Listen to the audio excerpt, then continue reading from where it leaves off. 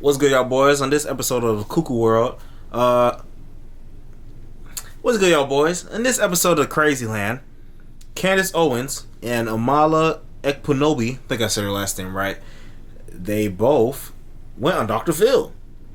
I don't think I've seen Candace Owens on Dr. Phill before, but I think Amala was on there before. I don't think we ever really racked nothing from Amala, but this is probably a first for the channel. So apparently they went on there and they were talking about some race-related issues. There's two videos that we're just gonna watch them both in this one, or I'll split them up. We'll see. Should we reach a race-neutral future in education? So that tells me that they're probably gonna talk about affirmative action, which we made a video talking about that before. So let's see what they got to say. Well, we're discussing the very sensitive topic of whether or not white people are discriminated against in education and the workplace. Is this a made-up issue in the news? So that means they're talking about affirmative action, and they're probably talking about racial and gender quotas that a lot of jobs have. I wonder how that's gonna go. Because no cap, about the work quota thing too, there's plenty of cases of where like a job, they will skip over people who like are of quality, right? And have experience or whatever, and they will pick someone else that may be black or Hispanic or whatever, or a woman, regardless of their experience or work or skill. You dig what I'm saying? So like if you're gonna pick someone that's more skilled or someone that just fits the quota that you need. So, you know, I think they've been doing that a lot in Hollywood, to be honest, bro. They do shit for diversity reasons, and then when their work isn't up to par, especially in the creative field, there's a lot of pushback, a lot of drawback. You lose money for real, for real. But let's see what they're going to talk about. Reason why some people feel this is real. Now, I want to introduce Amala Ekpunobi, who is a conservative podcast host and a public speaker. Amala, you've been listening to everything that we've been talking. You know, one thing I want to say, it's funny how I was watching this video from FD Signifier, you know, the lefty socialist guy on YouTube. And one of the things, he made a video talking about the truth about black conservatives, I think. And like the first thing he said was, there's one thing you go tell black conservatives, they never get their hair done. They try to separate themselves from the culture and black hairstyles and want to be closer to whiteness. So they never get black hairstyles. He didn't show Amala though, because Amala got the fro in the bun. Yes, ma'am. Talking about here, I said there may be a third factor here. They don't have the opportunities in some of the schools they're coming from to get prepared, and that has to be addressed, but we can get back to that in a minute. But what do you think about what we're talking about so far? Right, I'll talk to your example that you gave about the Monopoly game and a white person being able to run the track twice over and a black person starting after that. The solution is not to then pick up the black person and run them around the lap 4 times. The solution is to fix the game and make that equal, which will be a race-neutral future. We should not be looking at race when it comes to college admissions at all. And when it comes to things like affirmative action, if we truly said we cared about minorities, it wouldn't be disproportionately affecting Asian Americans, as Candace said, like it is now. Why do we not care about that minority group?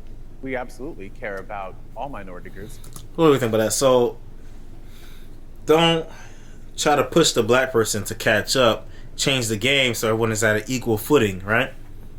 I get that. I think I understand that. The thing with a lot of, like, black kids, there's a lot of black kids that can't read and write. And it's not because they're black. It's just because the environments that they're coming from, like in Oakland, in a lot of places in California, in Chicago, in Baltimore, Candace Owens went to a school in Baltimore and couldn't find went to elementary school, couldn't find not one 3rd or 4th or 5th grader that could read and write at the 3rd grade or 4th grade level. At the level that they're supposed to be at, they couldn't do it. That's a problem. So when these kids are growing up, illiterate kids are growing up, they're not even gonna try to get in position to try to get to those, you know what I'm saying, to try to get to those certain schools. You know what I'm saying? The enlistment level isn't even gonna be the same compared to like Asians or even white people. You know what I mean? So it's gonna be uneven until we could get to that part of the problem, right? Because it's a symptom of the problem. It's not the root of the problem. How do you fix the root of the problem? I'm not sure, but that's why I like having these conversations, because, you know, Got to bounce off ideas and see what we can, you know what I'm saying? Well, what can we solve from this shit, bro? Just like we care about all students. But I think everyone has a significant misunderstanding of these policies. They're comprehensive or holistic in nature. This is one factor among many other factors. And then we say across all those factors, Light skin versus light skin. looking at these and taking them in tandem, is this student best prepared? Because it's not just about your intelligence, that's important. It's also about your drive, about your resilience, about your ability to overcome challenges, and that's what makes you successful. Even with those factors taken into account, Asian students and white students are discriminated against when compared to their black counterparts. How is that the case? And it seems that with affirmative action, we've dictated we care about black students, we care about... I think what they're talking about, don't quote me because I don't have it fresh in my head, but I think the requirements for like an Asian student, for example, to pass or like to get enrolled, to get accepted in certain Ivy League schools, certain schools, it's a lot higher because I think it might be because of the stereotype that, Asian kids are smart and whatever. So it's like they're expected to be smarter, right? The Asians have high expectations, the white students have high expectations, but the black students have low expectations. It's the discrimination of low expectations, right? So it's almost as if I guess what they're trying to do is like, okay, well, a lot of black kids aren't smart enough, so let's lower the the requirements so they're able to catch up and get ahead. But then you have these people, I don't know. Let's keep going. Hispanic students, these are the minorities who are going to benefit from this, Native and Americans. Asians are not, and Native Americans. But the through line is not necessarily socioeconomic status. It doesn't seem to be resources. It seems to be that these are the minority groups that we feel bad for. We don't feel bad for Asian Americans because they have a culture. Okay, because it's another thing too with liberals, bro. They be like, oh, well, we, especially white liberals, oh, these poor little black people, they're dumb, they don't know any better, they need me to give them a handout and help them out because they can't help themselves. That's why I said the discrimination of low expectations, because it's like you're expecting these people to fail a little bit, you know what I mean? It's like you're saying like black people can't pass to the same level as the others. But it's like, yo, the people who are even going to try to enroll in these schools to begin with, they're going to strive to be at that certain level anyway. Because these are high-level schools, bruh. Harvard, Howard, Brown, I think, too. Duke. You know what I'm saying? These are high-level schools that people are going to... The best of the best, the top of the top is going to try to be going for those schools, bruh.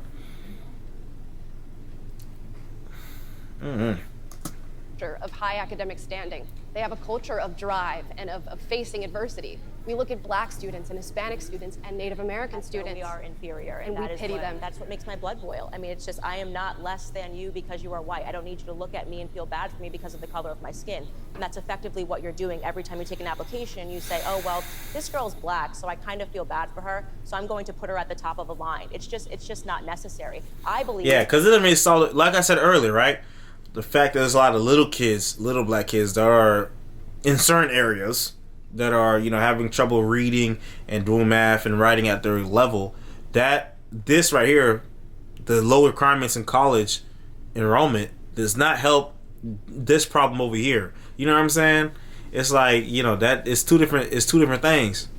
It's two different things.